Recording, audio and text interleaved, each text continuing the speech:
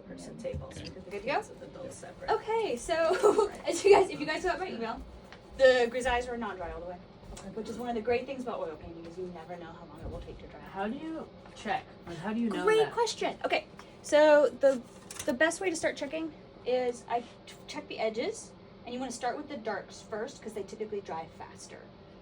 Especially with titanium white, which is what we're using, it dries very slowly. So you kind of test the edge. Okay, that's dry, so that's fine. But let's check the whites. Oh, those are coming off a little bit. And you check the edge because if you ever framed this, it would be covered, so it won't hurt the painting. And then of course you start with thinner areas of paint and move up to thicker. Like see this little blob here? Like, yeah, super white. So that's okay. We were talking about it, and it's been such cool weather that the oil paintings take longer to dry. So no big, just pivot, and we'll start on our next paintings. And we can still have the same kind of conversations about color and color theory and everything. So Can you do hair dryers? I would not recommend it. Got it. I was wondering that too. First of all, it takes a lot of time. So we would need it under heat for an extended period of time. You could do something like put it next to a heater, but you don't want to put it too close because like fire risk, and you could potentially warp the substrate. It's just not a great thing to do. You could put it in a warm room. That would usually work well. The problem is more air circulation helps it cure faster because you're getting warm air on it, but it also could get dust on it. You don't want dust stuck in your paint while it's drying. So drying like this on a rack is going to take longer because there's not as much light on it, but it's technically better for it because you're not getting dust on it. And so I knew that might happen, and I figured, I'll figure it out. That's part of the joy of learning how to oil paint, is learning what happens. So some people love that about oils because it means they can just work into them for as long as they want and keep it wet. Other people hate that and they want it to dry completely between layers. And you can get fast dry mediums, which are a mixture of some additives combined with like oils and so on. And those will make your paint layers dry a little bit faster. You can also get pigments that dry faster than other ones. So if you're curious about that, we can like put together a list or something. Some basic ones are just like titanium white almost always takes longer to dry than other things do. I find that ivory black dries pretty quickly. Cadmiums I think take longer to dry than cadmium colors. So fun facts like that. There's one artist I know who will like create and ship a painting within like 2 weeks of getting the order. But in order to do that, she has to violate all sorts of archivability rules. Yeah. Let's just say I would not do that. But she also uses specific pigments that dry really quickly. And her method of working, she's able to do a thin layer of paint that's very precise. So she completes the painting and it's able to dry really fast. So I've seen someone put theirs in an oven, like with the I would door not open. recommend it. Yeah, I was Just wondering about the really other oven. thing. Because one of the things that people talk a lot about with oils, which you don't need to worry about starting out, but that like as a professional artist you think about more and more, there's a whole realm of chemistry, like science, that's surrounding like art conservation, right? And so people are studying all sorts of ways that things like putting your painting in an oven, or using zinc white versus titanium white, or painting on walnut instead of cherry wood, affects a painting after a long time. So that's where like a lot of the shortcuts people will take these days to like get something sold or get something varnished, probably not the best long term. But you know, if you're just making a fun painting to give as a gift for Christmas, you know, it's not going to be the end of the world. I have at times set up a room with a heater in the corner and just kept it far enough away. So, but yeah, I wouldn't recommend it. Not the best choice. You can also put it in the sunlight, but sunlight is a very powerful thing and can also hypothetically affect the color of your painting. So be careful with that. There are a bunch of Van Gogh paintings actually that look different now than when he first painted them. You guys familiar with this? Yes. Oh, yeah. Yeah. But only recently. Do you want to tell the class about it? Well, the little bit I know. There's at least one of his, like the irises, or I think, yeah, they're just called the irises. Right? They show up blue now, but when he painted them, they would have been violet. But because of the specific red that he used, over time that red faded out, and so they're just blue now. Yep. Yeah. And I was like, I was familiar with it, the same red pigment, but there's a specific like portrait that has like rosettes in the background, I think. And that was, yeah, they said the red faded over time. So that, I'm pretty sure that's related to sunlight, but things like the color of the oil, it can yellow or whiten depending on what you do with it, all that kind of thing. So, we're not gonna glaze today, but we're still gonna talk about color. And so I'm gonna have us set up in the center of each table 2 little still lifes. And so after I talk about color for a while, we will then set up our 2 little still lifes, and then we'll practice sketching them and then painting them in. And we'll probably take another class on that. So we might do the grisailles again next week if they're dry, and then work on this again after that. And that way all the paint will have a chance to dry. But to start with, color. Okay. Some of this will be rehashing what we already talked about, but also I kind of just assume everybody forgets everything. So just in case you forgot it, we go over it again. Some key principles with painting, color. We talk about cool versus warm, or temperature.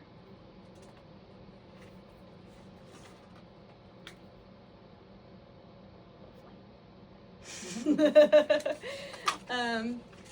was snowflake. And then we talk about transparent versus opaque.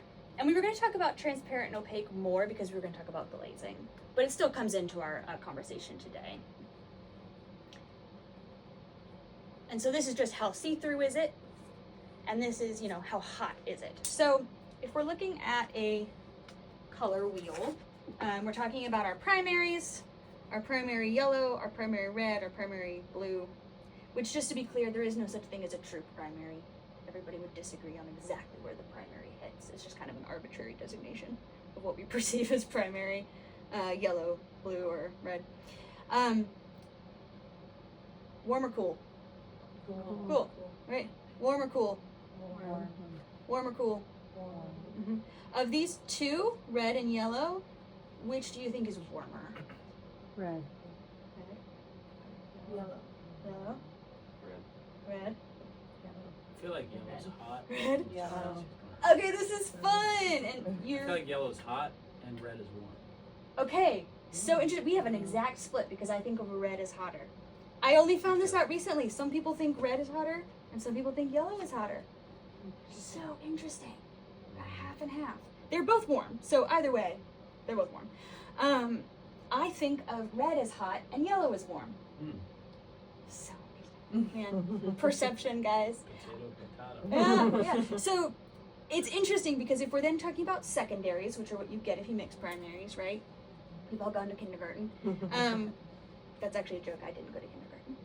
Green, orange, and then violet or purple. I'm sure we can all agree orange is pretty hot, right? If it's yellow and red. Who thinks green is warmer and who thinks purple is warmer? I think green is warmer. Green is warmer. Yeah. Green. Yeah, I guess green. I feel like they've all the same. Purple's warmer. Yeah. Purple's warmer. Yeah. So interesting, especially because if you think yellow is hotter, then I would expect you to think green was warmer. But green has a lot of blue in it. Yeah, it's fair. And you don't have to go exactly by this color wheel, but just imagining like a primary green you would see. Yeah. See, I think of this as like a smoldering heat, It's like desert, And I think of this as being like spring green, like cool grass. So I think of it as being it's so interesting. Everybody's a little different. Okay, it doesn't matter which one you think is. It'll slightly affect how you paint. It could be really interesting, like long term, but it's not like a throw you off if you just disagree about it. Because what we end up talking about when we're talking about temperature, it's not about is it red versus is it blue, because we all kind of know which one is which. It's more about subtle shifts. So if you're painting, and let's say you have these 2 colors next to each other, this might be a subtle transition in like the pink of, let's say, a highlight on your shirt. It's a little more orangey. Let's say I was painting her shirt and I had these 2 colors. I might choose this one where the light hits it and bleaches it out a little. And I might choose this one where it's going under a fold or something. That's a lot of how you get realism in painting, is having subtle transitions next to each other. So if I were to paint this apple, one way I could paint it very simply is, let's say I have a strong light on it, so I've got a part that's in like strong shadow. We don't really have super strong lighting, but you can kind of see. Let's say part of it's in shadow, part of it's in light. If I just mixed like a pure green, and then for the light side I added white, and for the dark side I added black, I'd get a form, but it wouldn't be a very interesting painting, right? We all kind of know that would be very flat. The way to really make it sing is you look and you see, well, the shadow part maybe looks cooler because it's against this like kind of neutral tablecloth. So maybe that part's a little bluer. And maybe up here where it hits the light and where the apple itself is lighter, maybe I have more yellow in it. And maybe these subtle variations are like a little yellow green and a little blue green and maybe even a little bit of brown in there, right? Those subtle variations are a lot of what make a painting really come to life. We talked about this with your portrait that you made. And after you made those adjustments, like how did you feel about it? It felt better. Yeah, it looked amazing. It looked amazing. It really comes to life with skin tones because skin is just weird.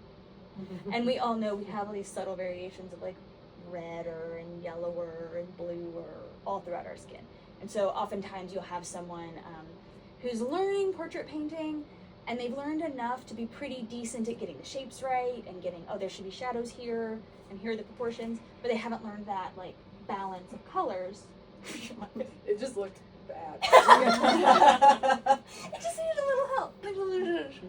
It was a really good start. So when you added the zhuzh, it looked awesome. But those subtle variations of like, hey, this part's gonna be a little pinker, this part's gonna be a little brown, this part's gonna be a little yellow. They're small touches. It's not like you're making them actually like blue and yellow. You're making it like yellow green and maybe a little blue green and maybe, a little, something neutral in there. And those kind of variations will end up creating a really compelling painting. So still life is a great time to practice this because you're looking at your stuff in person. Whenever you take a photograph, the photographs will typically flatten your color a lot. Especially if it's like a digital photograph and then you're translating it through screens and then printing it out somewhere, you're gonna end up with just a lot of that color nuance lost. So if you can work from real life, you get a chance to really observe all of that. And at first, you might not really be able to see much, but the more you practice, the more you'll start to notice those differences. So I brought some props. If I sent you to a shelf and said, get me the white pumpkin, which pumpkin would you get? Right? The white pumpkin. Well, what if I sent you to the shelf and asked for the white pumpkin? Right?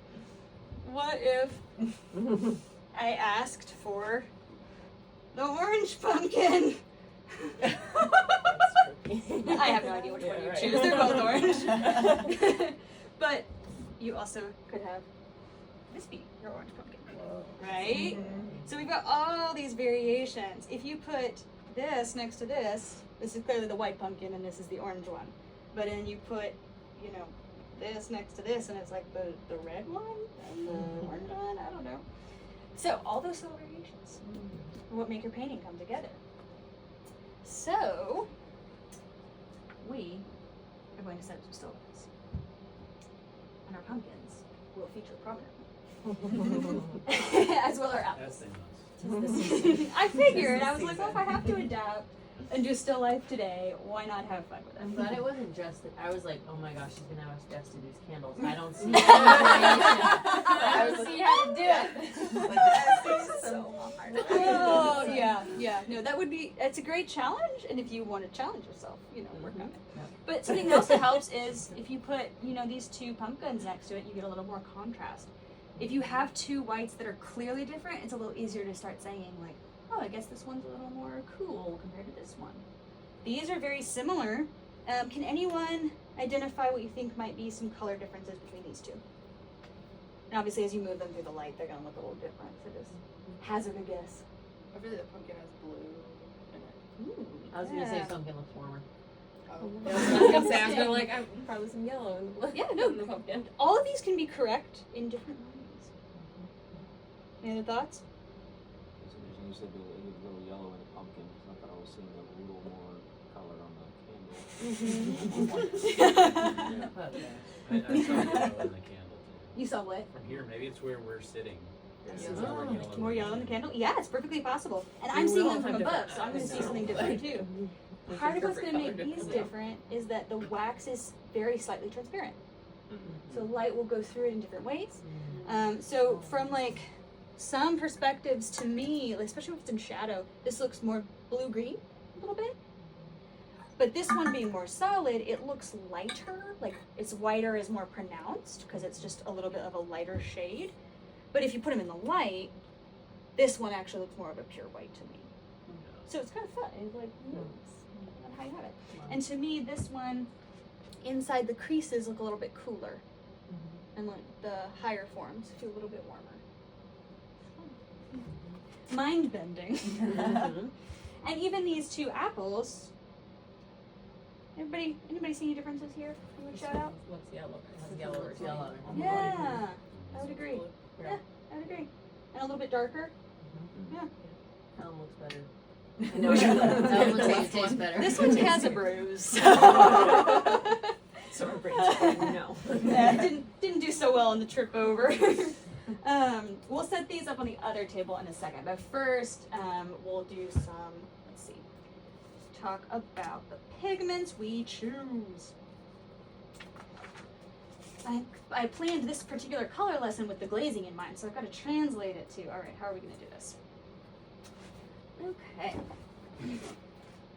And also, Michelle may have decided not to come after all, so by all means, have come to the wine, because it's for all of us. She just missed In out. her honor.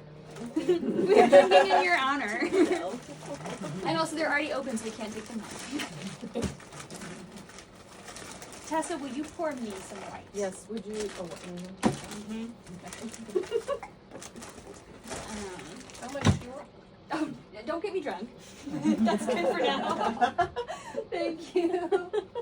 Everybody, please help yourselves. Don't make your wine teacher your wine. Wow. One sip, already drunk. Okay. Yeah, does anyone want a color? Good. Red? I'm gonna drink tonight. Heavy pour. Heavy pour. Do a little white. Okay. What's your So definition of a little? That's good. Okay. you can always stop them off. So when we're talking about, say, a red pigment, we've got the alizarin crimson, which is a transparent. And so it's very dark in the tube. The transparents are going to be darker in the tube typically because the light's just going in and getting absorbed as it travels. It's not bouncing back off of much. We've got this one. We've got this cadmium red that's nice and bright in the tube. Concentrated. And we've got this magenta. What do you guys think about transparency? How transparent is it?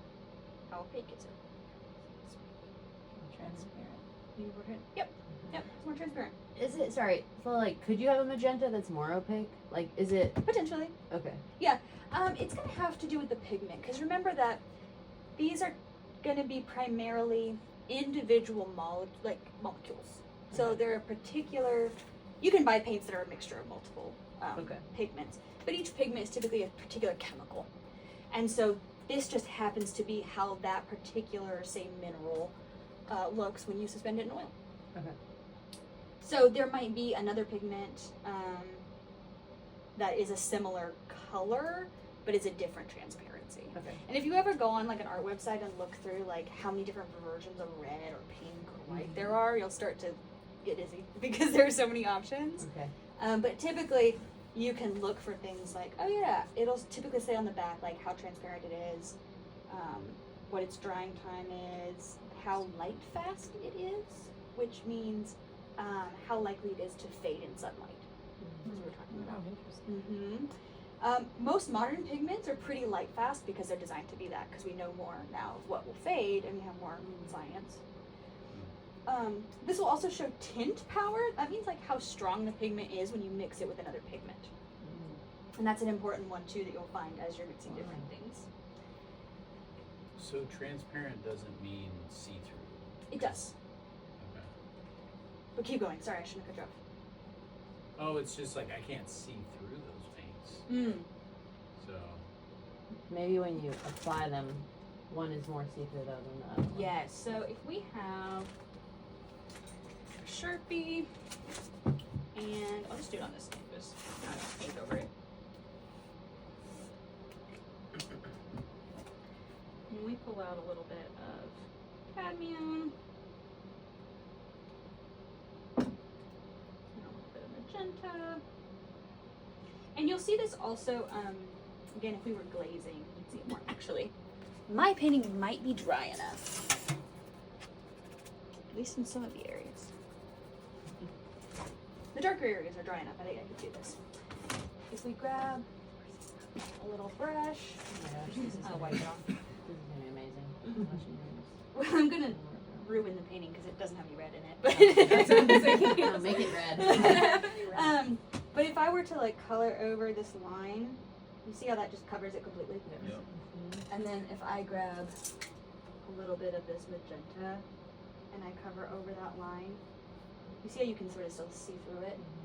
It's a little more subtle because this is just gray on gray, but if I scrape it out like that, you can see it more. Does that kind of make sense? So if you So that scrape one's the other okay. one out, it doesn't do that. Not as much. Purple's opaque. And where you'll really notice it is when you are, I knew what you meant. you see that? Yeah, I knew what you meant. it's definitely It's less just wrong. transparent. Uh-huh, yeah. And the way you'll really notice it is when, if I were to take some, guys, are you having fun in the art class? Not allowed. Transparent just literally means transparent. Okay, so if I mix black with this magenta, it's pretty much still black, right? The Yeah. magenta didn't lighten it because it wasn't very opaque. Does that kinda make sense? Yeah. Okay. But over here, if I add this, well, my black is very strong. Oh no, I got too strong of a black. Scale up. But you'll see more of the red. You'll We see get more. it. Yeah. It'll lighten it more. I promise this is true. It's one of those things that you'll, as you paint, you'll really discover it to be true, but it's, be a class example of type plan. Don't know what you're not. But I can add more of the magenta to this, and it's still black. But you can see there's a little bit of tint to it, which is really cool. And I'm just gonna get paint. Thank you for that. Yeah, absolutely. You do really start to notice it. I just drag myself through No, it. but close. Yeah. My husband does that every time he sits down to eat, and I'm always like, it's so traumatic for me. I can feel Dragging the his trauma. shirt. Like, Every time he like goes to grab something, he's just like, oh, it's just, and I have to wash it. So now he's a paint saver. It's all good. We'll paint over him. Okay, so that kind of makes sense to everybody.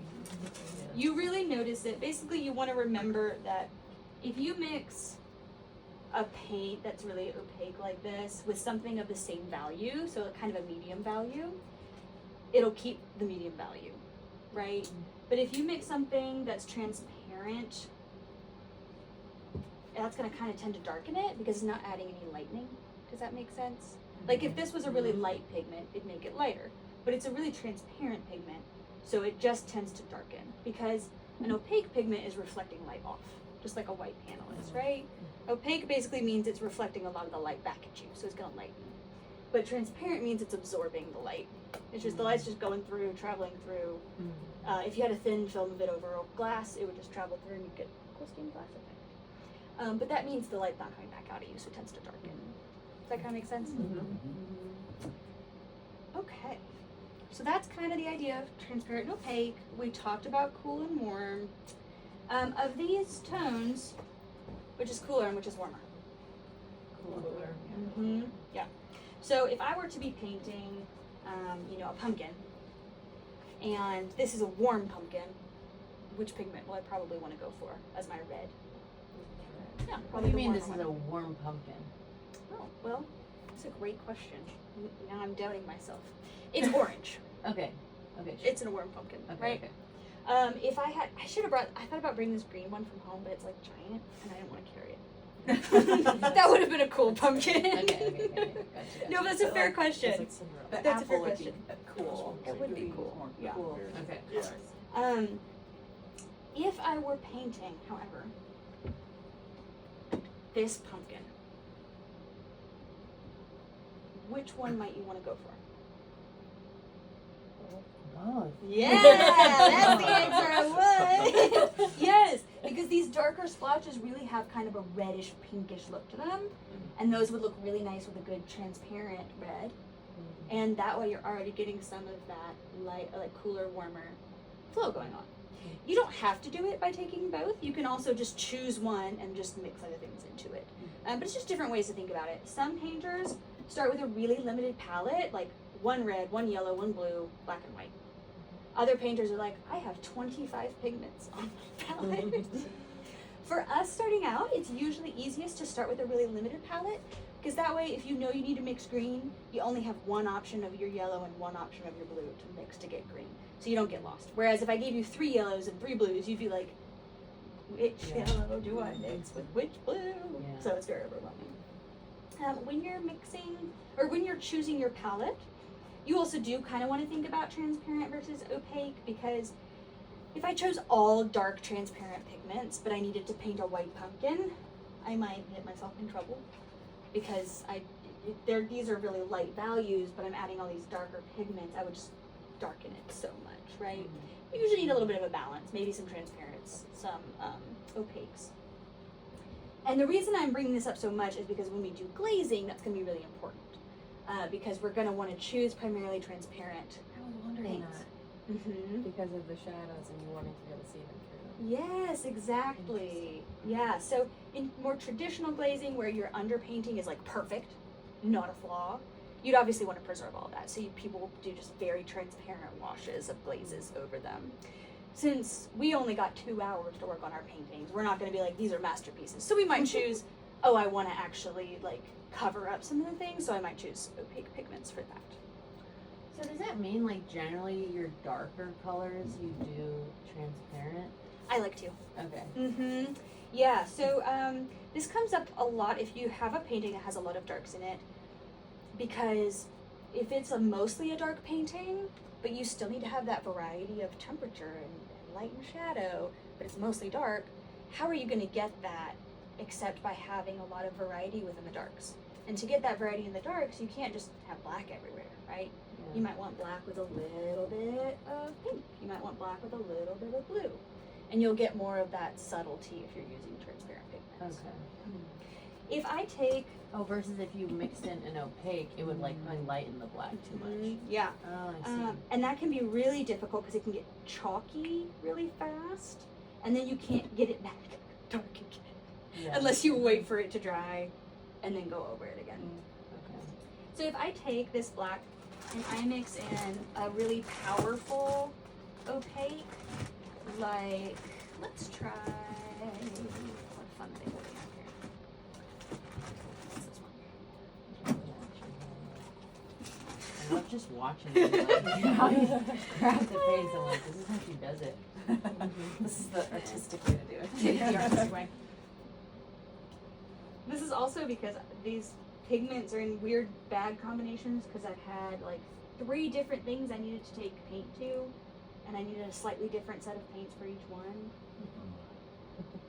And then one thing I showed up to, and I had forgotten 2 of my most important ones, and I had to borrow them. Oh no. It was totally fine.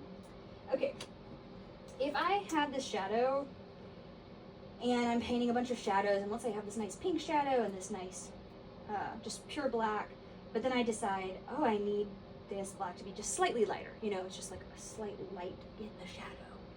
And I pull out this really, really strong white, and I try to mix it in there. It gets really gray really fast. And if I mix that in over here, it's gonna lighten really fast. Which looks really cool.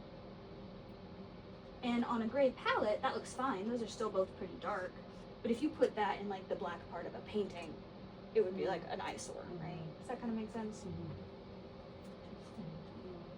So typically when I'm working in a light area, I'm going to stick to lighter pigments. And when I'm working in a dark area, I stick to darker pigments. And if you do have to mix in the opposite, you do it very carefully. A common problem is someone's mixing a color and it's not dark enough, has too much white in it, and so they just keep adding more dark, but the white is so strong that their pile just gets bigger and bigger and bigger. So if you notice that happening, great thing to do, just take the glob, stick it off to the side, like, okay, this isn't working, I'm just gonna stick it off to the side, start over, because all that white that's in there, or all that black that's in there if you're trying to make it lighter, is just gonna throw you off. So it's best to just push it aside, start with just a small amount of that paint, and then try to correct it, because as that pile just gets bigger and bigger, you have to add more and more in order to correct it. And so, catch yourself. Especially because paint prices are crazy. So, fun fact, you can get a tube of like, black is usually just carbon, right? It's like charcoal, most of it. Slightly different versions of charcoal. So you can get like a big tube of black for maybe $10. There are tubes that of like this size that cost $300. So, yeah, or some that aren't that extreme, but still pricey that cost like $90 for a tube this size. Which you're like, oh, maybe I can shell out for that, maybe. But then if you need a palette of 12 colors, it's crazy really fast. So. You But- just start making paint. Yeah, right? Well, the real really acronym. expensive ones are often based off of semi-precious materials, like lapis lazuli or something. So there are reasons. In the freezer. Yeah, I do that. But you can't find lapis lazuli in your freezer, right?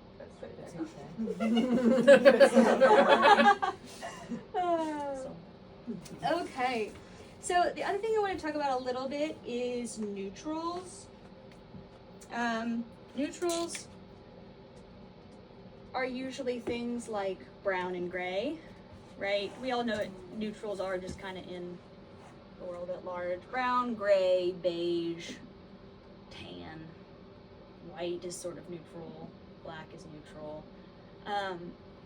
In painting, a lot of the things you're painting are some version of a neutral. They're usually like a warm gray or a cool gray, a yellow brown or a red brown. Especially if you're doing portraits, like everything is just different versions of brown. Even when you're getting to something like blue eyes, it's usually just gray. It's just a cool gray. Or green eyes, they're usually just like a greenish brown. Because once you have the effects of light passing through atmosphere, you've got something at a distance, those colors just aren't as saturated in reality. Even something like this pumpkin, when you actually sit down to paint it, you're gonna find a lot of variation and you have to do a lot of neutralization. So the standard rule to neutralize a color is that you take its complement, that means the opposite side of the color wheel. So red and green are complements. And that's just, if these are your primaries and you want a complement of blue, you mix the other two primaries, right? And then you get orange. Everybody familiar with that concept? Yeah. So if I have a blue and it just seems too saturated, I'll mix in the tiniest amount of orange or something similar to orange. And if I have a blue and it needs to be less saturated, but it also needs to be a little bit more green, well, maybe I'll mix in like a yellow orange. Does that kind of make sense? I'm neutralizing it, but I'm also tilting it towards the yellow. Good for everybody? Okay. How much time do we have? Or are there any questions? No? Okay. So what I'm going to do is I'm going to, first of all, would you stop that for me? Yes.